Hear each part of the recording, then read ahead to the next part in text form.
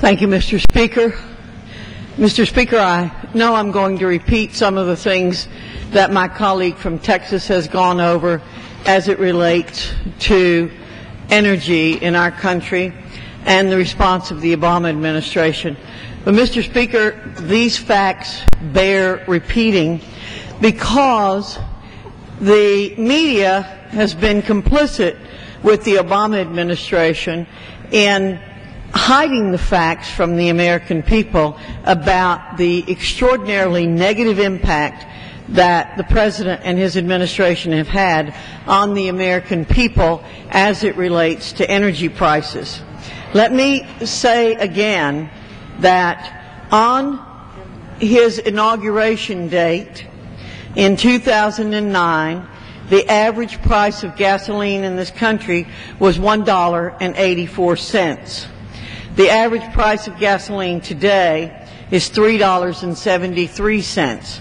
That is a 102% increase. By spring, the estimates by Barron's are that the price of gasoline will be $4.50. This is a tremendous burden on the hard-working American taxpayers. We hear the President and his people in his administration talking about how they want to be fair to the middle class. Well, what's not fair to hardworking American taxpayers is the President's inability to see how the price of gasoline is hurting those hardworking American taxpayers. 1 cent increase in the cost of gas equals $1 billion out of our economy and is a $4 million per day cost to consumers. A 50-cent increase in gasoline equals a $70 billion yearly loss to the U.S. economy. And what does it, again, how does it affect the average family? Between 2009 and 2011, in 2009, it cost them $173.80 more. In 2010, $281.06. 2011, $368.09. The Republicans have a plan to do something about this. But again, we have to explain to the American people, we're only 1/2 of 1/3 of the federal government. We've passed 5 bills in the House to increase energy production from the abundant supply of natural resources we have in this country.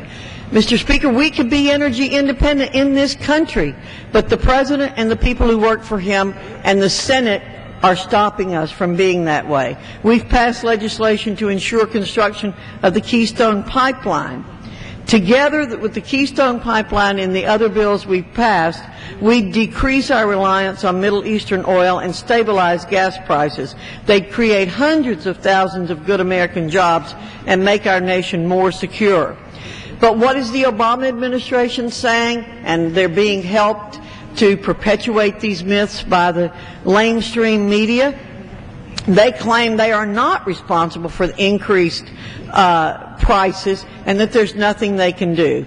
But they're trying to take credit for previous Presidents Clinton and Bush pro-energy policies. The reason oil production is up today is because of development on private and state lands. North Dakota alone produced almost 16 million barrels of oil in January 2011 compared to only a little more than 2 million in January 2012, the majority of which is on state and private lands.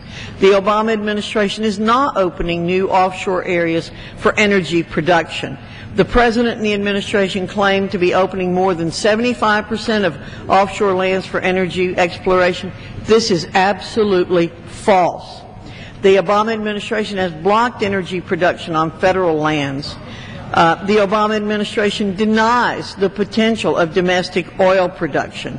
So everywhere we turn, the President and the people who work for him are keeping us from becoming energy independent. And let me give you some quotes from the President. January 2008, under my plan of cap and trade system, electricity rates would necessarily skyrocket. We all remember that. Energy Secretary Stephen Chu, December 2008. Somehow we have to figure out how to boost the price of gasoline to the levels in Europe.